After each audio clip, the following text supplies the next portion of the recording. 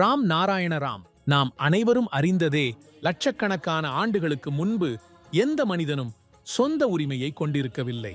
இந்த சொந்த உரிமை மனிதன் அதிகமாக சிந்திக்கத் தொடங்கிய போதுதான் உருவாகியது.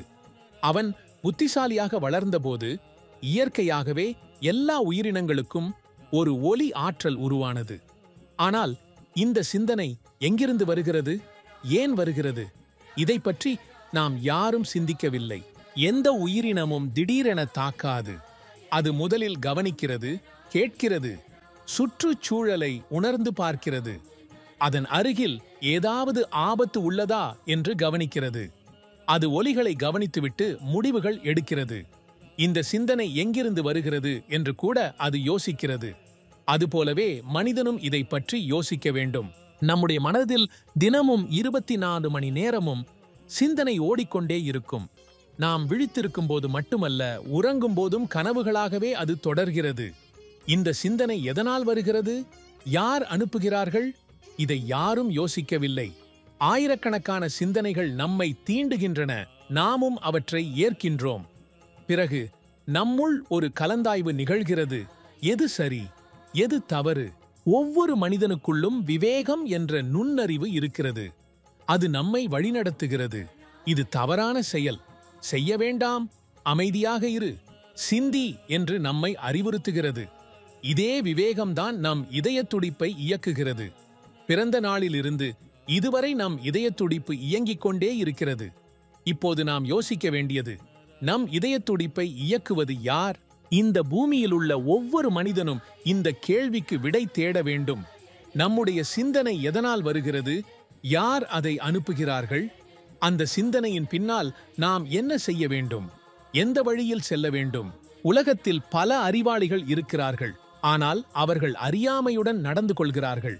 அவர்கள் எப்போது உண்மையான மனிதர்களாக மாறுவார்கள்? சூரியனின்றி உயிர்கள் வாழ முடியுமா? காற்றின்றி நாம் உயிர் வாழ முடியுமா? ஆக்சிஜன் இன்றி நாம் உயிரோடு இருக்க முடியுமா? இயற்கையில் எல்லாமே சமநிலையுடன் இருக்கிறது. மரங்களும் தாவரங்களும் எந்தவித மதிப்பும் இல்லாதவைகளா? மனிதனுக்கு மட்டும்தான் உரிமை இருக்கிறதா? நாம் மரங்களில் இருந்து பழங்களை பறிக்கிறோம், மலர்களை பறிக்கிறோம். ஆனால் அவற்றுக்கு துன்பம் ஏற்படுகிறதா? ஒரு முறை யோசித்துப் பாருங்கள். ஒரு மரம் உங்கள் தலையில் இருந்து முடியை பிடித்து இழுத்தால், எங்களுக்கு இது தேவை என்று சொன்னால் உங்களின் நிலை என்ன ஆகும்? நமக்கு பழங்கள், மலர்கள் தேவைப்பட்டால் மரங்களிடம் அனுமதி கேட்டு பாருங்கள். யாராவது மரங்களிடம் அனுமதி கேட்கிறார்களா? மனிதர்கள் மீது இப்படி போட்டோ ஒரு நடத்தை அமைந்தால் மனிதர்களின் நிலை என்னாகும்? மரங்கள் திடீரென நிலத்திலிருந்து கிளம்பி ஓடிச் சென்று மனிதர்களை தாக்கத் தொடங்கினால் இந்த உலகம் எப்படி இருக்கும்? இயற்கை அமைத்துள்ள சமநிலையை மதிக்க வேண்டும். அதன் சட்டங்களை ஏற்றுக்கொள்ள வேண்டும். பிரபஞ்சமே நம் உண்மையான வேதம், உண்மையான குரான். இதில் எண்ணற்ற பக்கங்கள் உள்ளன. விண்ணில் உள்ள ஒவ்வொரு நட்சத்திரமும் கோள்களும் அதன் பக்கங்களே.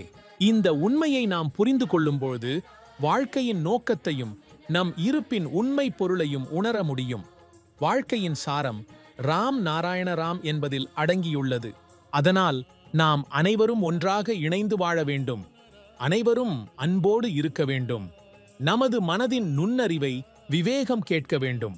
ராம் நாராயண ராம் என்ற மந்திரத்தை தொடர்ந்து ஜபிக்க வேண்டும்.